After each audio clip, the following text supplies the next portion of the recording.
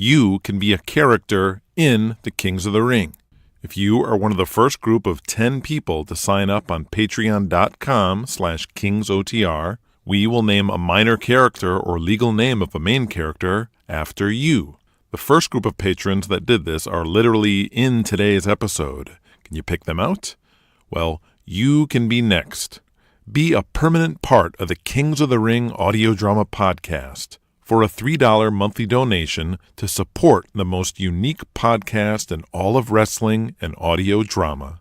Episode 14 welcomes back to the show special guest voices, ring announcer and broadcaster for MMA and wrestling worldwide, Cyrus Fees, and international wrestling veteran and member of the Samoan Dynasty, L.A. Smooth. Previously on Kings of the Ring. After the Buddy Melrose babyface experiment had mixed results, Charlie Gotch made his deal with the devil in Goliath. Jonathan Cain spoke to Jesse James about the future of Empire State after he was gone. And after refusing to bend the knee to Julian Cain, Jesse James took over as booker of the CWA and was reunited with his old pals, the Southern Rebels. Willie Dean won the ASW Southern title. Burt Ironside sent Peyton Thomas on a mission to bring him a replacement for Michael Angel. Chris Stanley grumbled that his uncle keeps him away from where the action is, and Tama, the Samoan Beast, finished up in All-South Wrestling on his way up to Calgary. Julian Cain rapidly expanded Empire's footprint across the continent, and he and his new council planned Thor's departure to give him time to shoot Rambo with Sylvester Stallone and to set up a huge match with Donnie Gold on MTV. Today's episode would be rated MA for profanity, descriptions of nudity, and some racist dialogue. Ladies and gentlemen, welcome to the Kings of the Ring. The Empire State Building, at well over 1,000 feet and 100 stories, up until a decade ago was the tallest building in New York City. But its iconic status remains indisputable, a symbol for New York and America as a conquering spirit for over 50 years, most famous for being the perch for the unstoppable monster King Kong. But on this night, it is the perch for another unstoppable monster, Julian Cain, who stands within the construction zone of the new offices of the Empire Wrestling Federation. To Julian, more than just a headquarters, a symbol for success and triumph. But on this day, could be the symbol for Julian Cain's demise. He throws a folder of papers at an enlarged black and white photograph on the wall. It's his father, Jonathan Cain, standing before a capacity crowd at Madison Square Garden in 1967, smiling humbly. But to Julian, he's taunting him. Julian is disheveled, his chest heaving, his face blown up, his eyes red and watery. So you did it, Jonathan. You won. He's on his knees as the papers float through the air like snow, as the nighttime reflection of the city shines into what will be, or would be, his office. And now, I'm gonna lose Empire. Why didn't I see this? Fuck you. As the papers cascade through the room, you see the folder they were in. Lying on the floor beneath a large portrait of Jonathan Cain, a red folder labeled with one word, Provisions. Kings of the Ring, Episode 14, The Greek and the Roman. Earlier that week, Julian Cain, Louis the Greek, and Sal Spinelli gather around a champagne bottle as Louis fills their glasses. An older ex-wrestler, Frankie Lovejoy, limps over, aided by a cane, and takes his glass. Congratulations, Julian. The Calgary territory is now yours, and it's about time. They stand on the floor of the Saddle Dome in Calgary, Alberta, Canada. The chairs are set up around the ring. Hours before doors will open to the fans, wrestlers, meandering about the arena floor, were in the ring chatting. Julian holds up his glass. Thank you, Frankie. With the infrastructure you established here over the years, by buying your territory today, instantly makes Empire the biggest single wrestling promotion in Canadian history. And don't forget, Frankie, as the first president of EWF Canada and promoter of all our shows in Western Canada, you will receive a hefty promoter's fee, so everyone makes out. Salut! How is the house, Frankie? I'd project close to 15,000 tonight. Maron, I told you that billboard you bought was a great idea. It's your boy Thor. After the past few months of TV, a lot of talk amongst the marks about this Thor Hansen guy. He's putting asses in seats, that's for sure, Julian. And that's not all. The full court press work, boss. We're paying $7,000 a week, but we are on the America channel. I still think waste of money. Come on, Louis. We're about to have 3 shows on cable. The only wrestling on cable. And our angle with Thor and Donnie Gold from tonight will be on that first AC show. So first show will be next Monday. That is the old slot, so yes. But I'm going to insist to AC we move it to Tuesdays. Why?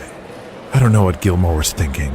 Only a moron would put a weekly TV wrestling show on a Monday night. You're going to get creamed by Monday Night Football for 4 months straight and suffer record low ratings on every single holiday of the year, which always falls on a Monday.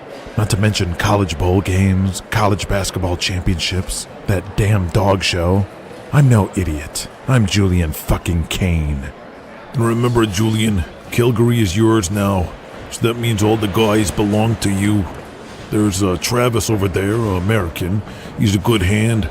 That's MC Jackson, though the boys nicknamed him Mid-Carter Jackson, so maybe you don't want him. And of course there's my son Brian.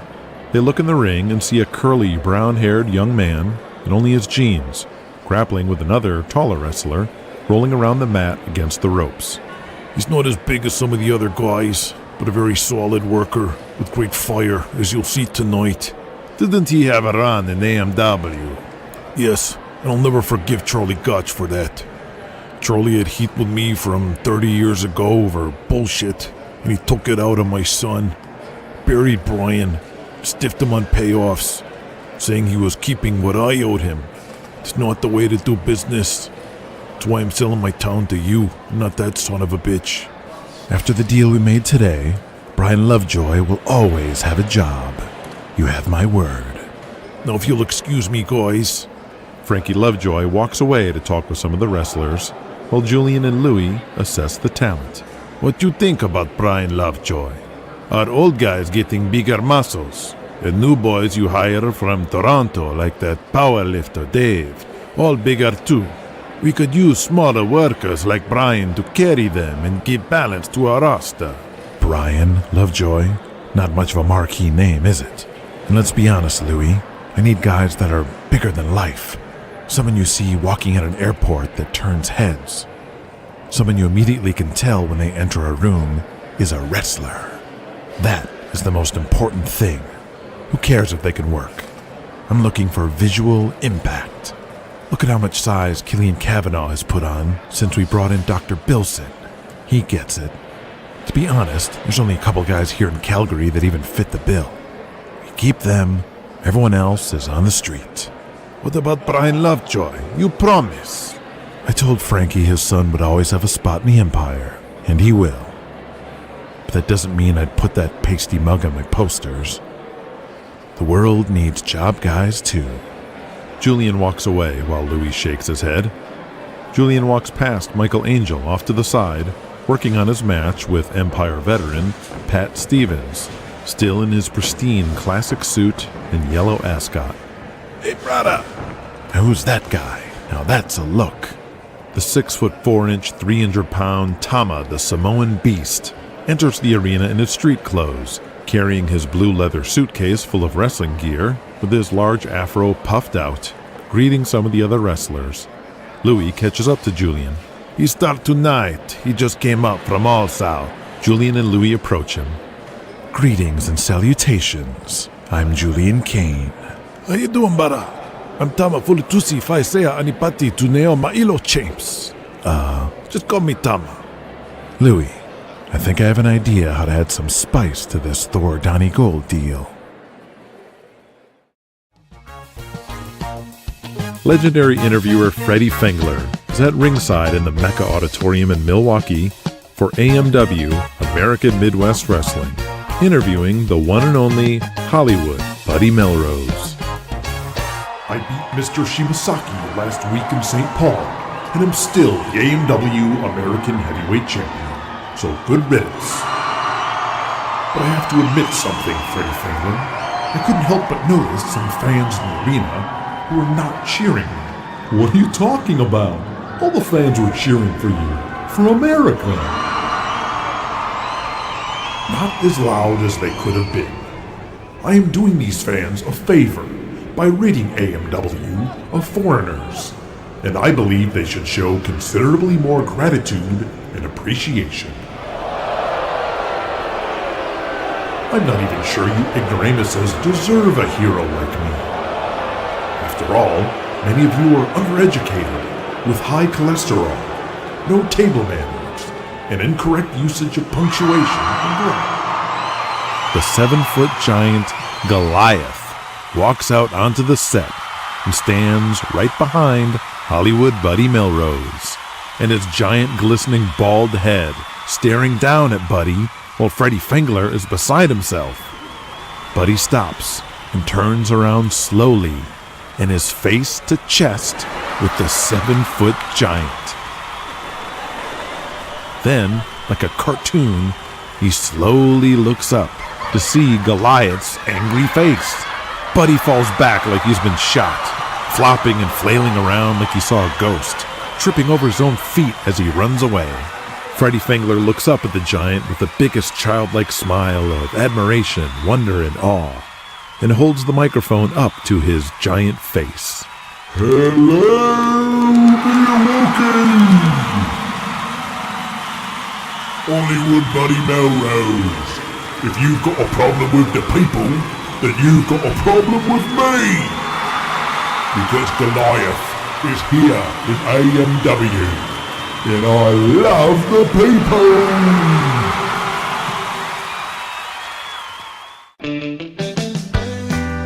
The Junction is a regular home for boxing in San Antonio, Texas, but on this night, this small venue was filled with wrestling fans for a TV taping of All South Wrestling.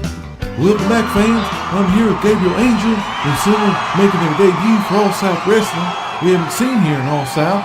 The brother of Gabriel Angel, Raphael Angel.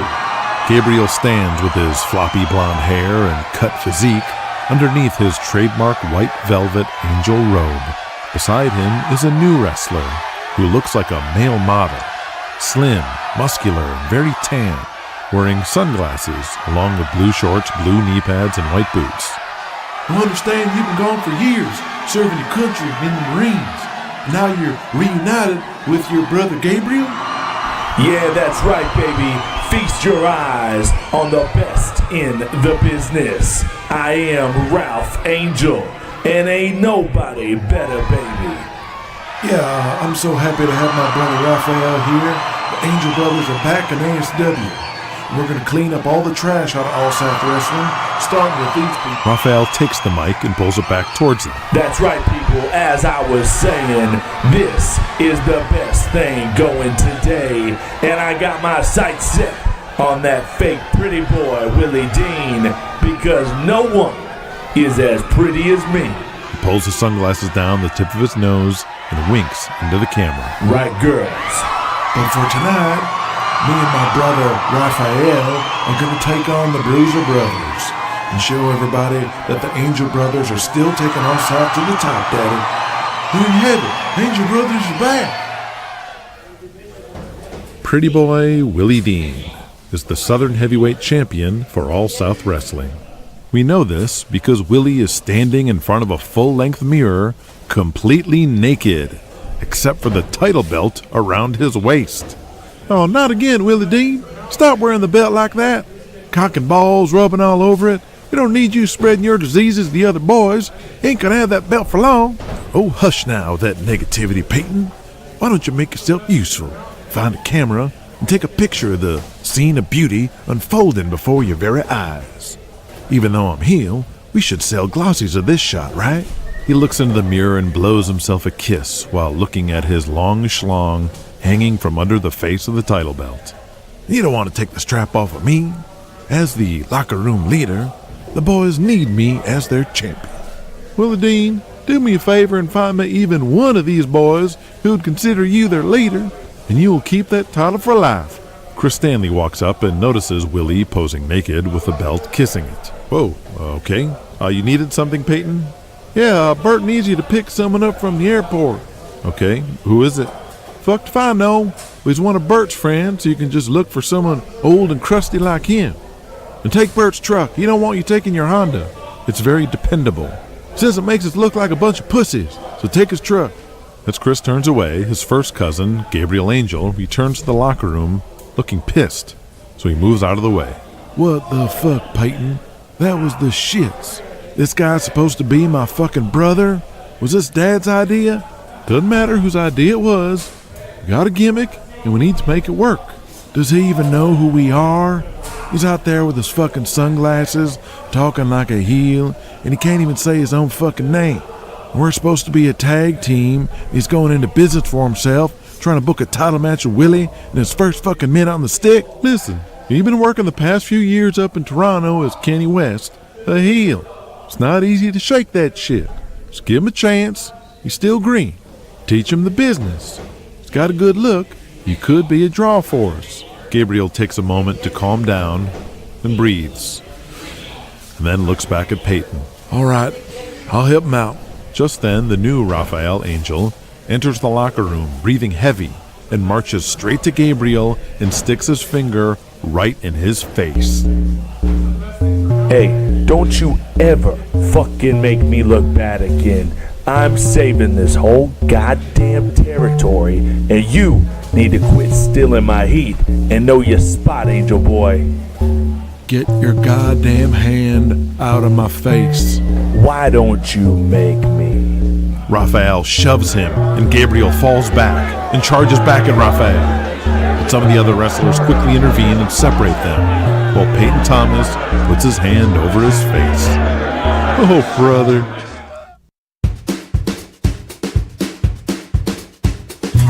Jesse James and the Southern Rebels are driving south down the coast to Charleston, South Carolina at around 3 a.m., the site of their show the next night. Jesse and Denny are up front, while Cooter and Dickie are in the back. Cooter is passed out, snoring, joint still in his mouth. Jesus Christ, Cooter, give me that damn thing. Dickie Wayne pulls the joint out of his mouth and puts it in his, while Denny asks, Ain't you boys smoked enough tonight? Give me a break, Denny. It's the only thing that can ease this kind of pain. My body's broken from a lifetime of bumps. You boys ready for another beer? Fill me up, Dickie. Can't believe we went through 3 cases. I can. Only thing missing is that rap back in Wilmington.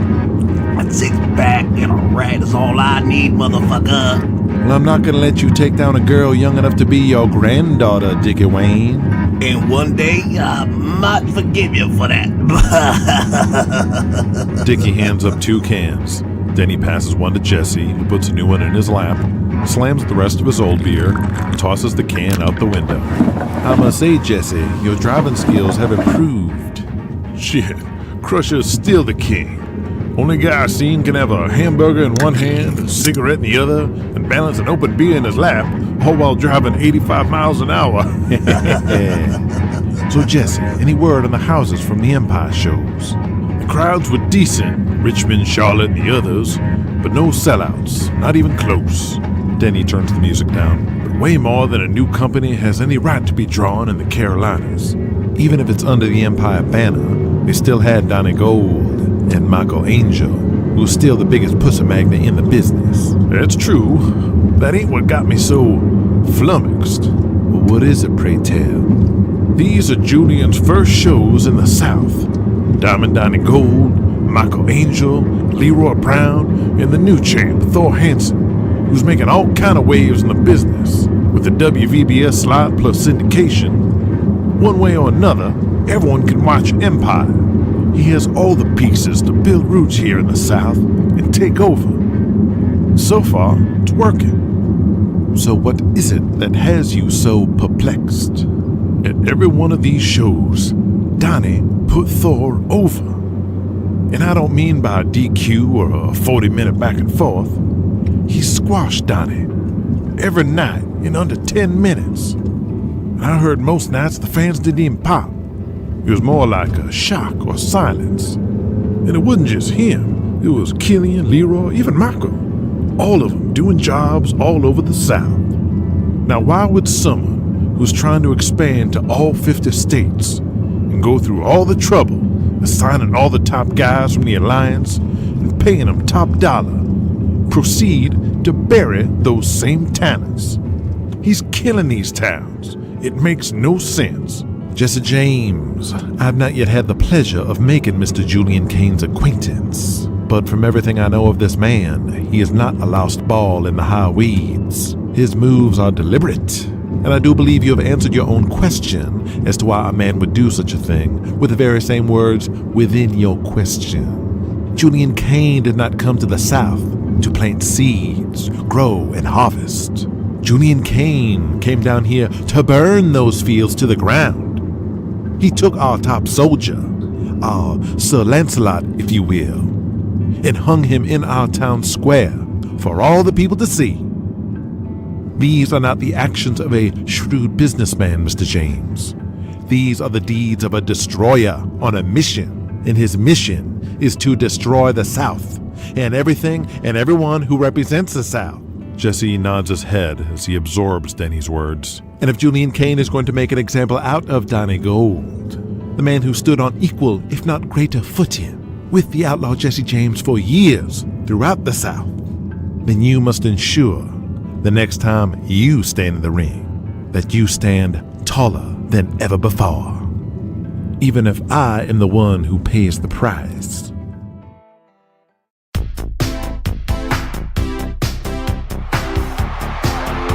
The matches have begun. Calgary's Saddledome is rocking. The cameras are ready, and in the dressing room, Thor Hansen and Diamond Donnie Gold meet up to go over their match.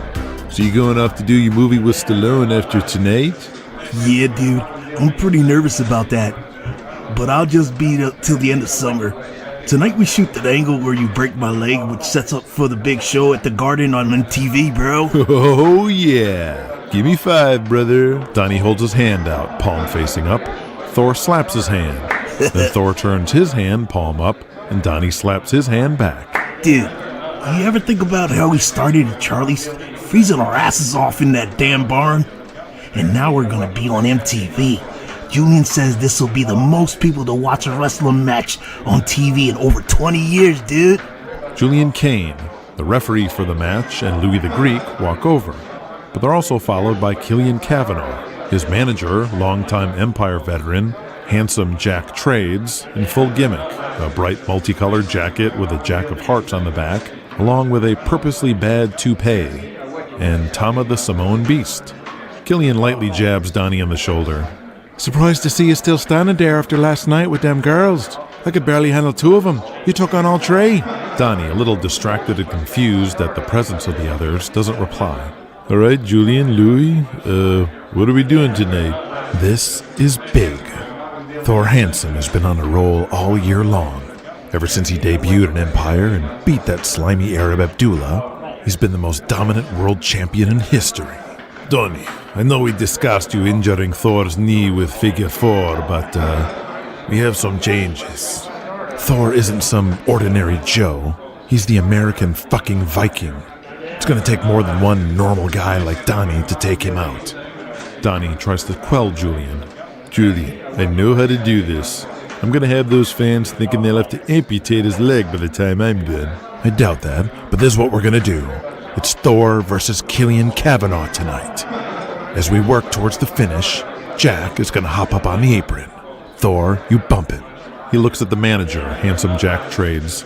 After you sell that, powder out. Then come back with Donnie Gold and Tama, the Wild Beast. Brother, it's Samoan Beast. I don't think the people will know what the fuck Samoan means. You're a wild beast now. It's easy for kids to understand. That's what this is all about. Not expanding people's knowledge of geography when Thor, once you see them come out, we go to finish. Tony, you and Tama get in the ring and start beating shit out of Thor for disqualification. Louis looks at the ref, who nods. Killian, when you recover, you join in, fuck up Thor. Donnie is starting to not like this. What is it, Donnie? It's just weird as all. I've always been a heel on my own. I never attacked someone like a gang before. Hey, easy heel shite, Donnie. Who knows? You might learn to like being part of a heel gang. Julian watches Donnie closely. You work Thor towards the corner and lay him there, facing out towards the fans. Jack trades and Killian stand on apron and hold his arms down. Then Tama, you run from one corner to the other and crush Thor with big splash. Nah. Hearing this play out, psychology doesn't make sense. Thor can't be held down by Jack Trades. He's a manager. Thor will be selling the beating from before. Doesn't matter. It should be Killian and Donnie holding him in the corner. Killian shrugs his shoulders like he doesn't care either way. And one splash isn't enough. Then do it 2 more times. 3. 3 more times, Tama. Then you all powder out. Thor is on the shelf until MTV, and match set up between Donnie Gold and Thor Hansen. Done. Whoa, wait a minute. How does this set up me and Thor? Tama is the one that's taking him out. Because you are the one directing him to do it. See, they all work for you. How will the people know this? I've never appeared with any of these guys before on TV. If I'm holding him with Killian, it'll look like Jack Trades is the one leading this. I realize where you came from, working the backwoods of Mississippi and the swamps of Florida. You're used to being the big fish in the little pond. But this is the Empire, the major leagues. Louis looks down. We are trying to make stars here.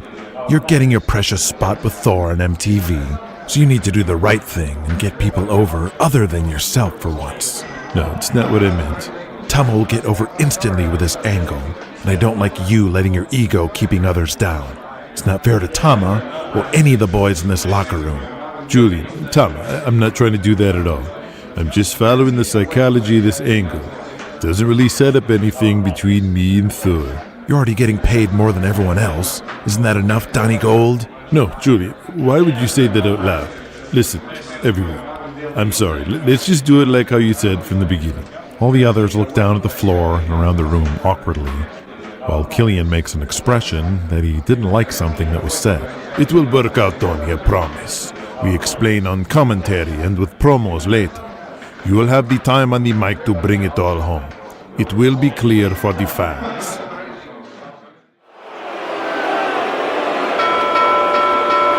With Thor Hansen laying in a heap in the ring, surrounded by medical personnel, Donnie Gold, Handsome Jack Trades, Killian Cavanaugh, and Tama the Wild Beast make their way towards the locker room and walk past Julian Cain and Louis, watch the entire angle executed perfectly as planned.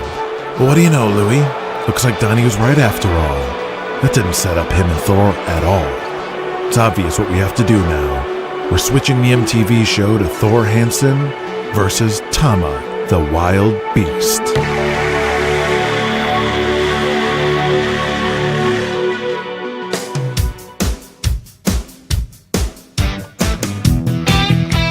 Chris Stanley pulls up in Bert's 79 Ford F-250 pickup that Chris hated to drive. It was too high up and took all of his strength to shift. The clutch stuck, as Bert would often remind his nephew that this is a truck for men, not pansies like him. He parked it in front of the main entrance of the airport, where everyone left their cars unattended, and walked into the Pan Am arrivals. Chris nervously wondered which asshole friend of his uncle's is coming here, so Bert can ridicule him in front of yet another buddy of his. Before moving here, Chris worried that Bert would fit the racist, crude, bigoted, tough guy stereotype that he imagined every Texan would be like. Yet oddly enough, he found everyone else in Texas was fine. It was actually just Uncle Bert. Chris nervously waits, looking around, anxiously hoping he'll even be able to spot this mystery person amidst all these other passengers milling about. You don't look like you're from Texas. Chris turns around, and his jaw is on the ground. Holy shit, you're Dan Sanders, the longest reigning Empire State Heavyweight Champion since Dominic Dante. Chris stares. That's right, kid. You taking me to the venue or what? Chris picks up his suitcase, and they start walking. I'm sorry, but you're my favorite wrestler, like, ever. I just saw you at the Spectrum my last weekend in Philly before I moved down here. I was in the front row. Did you recognize me? Sorry, kid. Bert told me to look for a squiggly-looking Jew. Not sure what being Jewish would even look like, but you're definitely squiggly looking. So you're going to be with All South from now on? I'm done with New York, kid, so I'm starting to take dates everywhere else.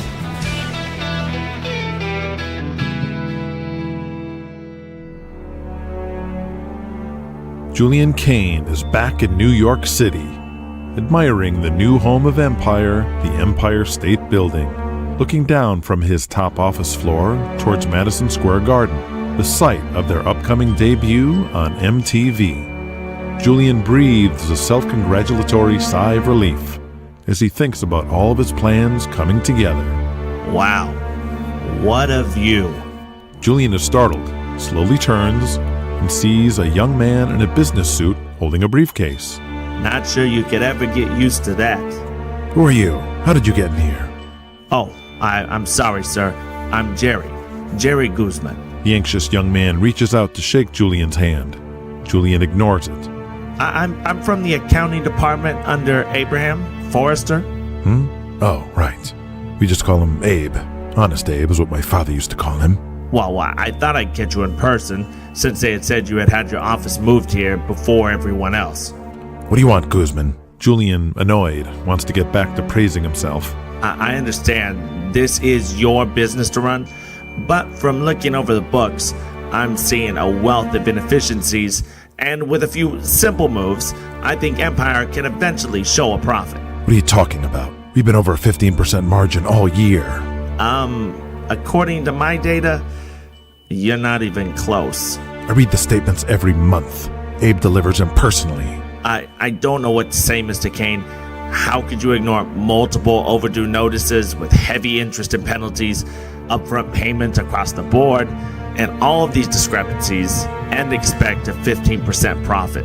Unless you have something incredible coming between now and Christmas, you are going to end 1984 in serious debt. Julian looks at him. Give me your report. He snatches it out of Jerry's hands and lays it down on a table. I can assure you, my figures are accurate. Julian pores over it. I've never seen this before. This is different. This is wrong. Who sent you here? I came on my own. I had some ideas to ease that debt. For instance, this new agreement to the America Channel to fork out $7,000 a week is a lot, but paying 6 months up front makes no sense. I would advise changing that, among other things. And the 5 to 10% margin is probably too ambitious for this year, but by 1986, I can definitely see you making a profit. I can't wait until then. Julian shoves Jerry aside and dives into his file cabinet. What are you looking for? I currently own the most shares of Empire and am in control of this company. However, 60% of Empire shares are currently held in escrow as Father's way of keeping my big ideas reined in. To teach me fiscal responsibility, those shares aren't mine until the end of 1984, but only if I show a 10% profit after 12 months. He finds it, a red folder marked Provisions, and slaps it down and looks inside. I never sweat about these provisions for a second because I didn't have to. My own projections had me in the clear, and nothing I did all year should have changed that. And the monthly statements from Abe confirmed it, which means Abe either became the worst accountant in history overnight, or Honest Abe has been feeding me bullshit. Julian traces his finger on the provisions of his father's will as he gets closer. And what exactly happens to the controlling shares if you don't show a 10% profit margin? Julian's finger stops as he finds it. Those shares will revert to the beneficiaries. The part of the will he barely remembered from the day of the reading, as he was so focused on his plans and whichever wrestler, TV station manager, or promoter he was meeting with on that day. Mr. Cain, who would assume ownership of the Empire Wrestling Federation? Julian is overcome by a sinking feeling and holds back the urge to vomit. The Greek and the Roman. Sir? Louis Giannopoulos and Salvatore Spinelli.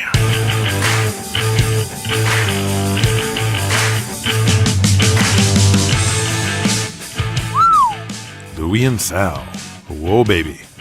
Hear the inside scoop on today's episode, plus a discussion on the many cliffhangers of Kings of the Ring, along with hearing the title for episode 15 weeks earlier as well. All for supporting the most unique podcast in all of wrestling and audio drama, the Kings of the Ring.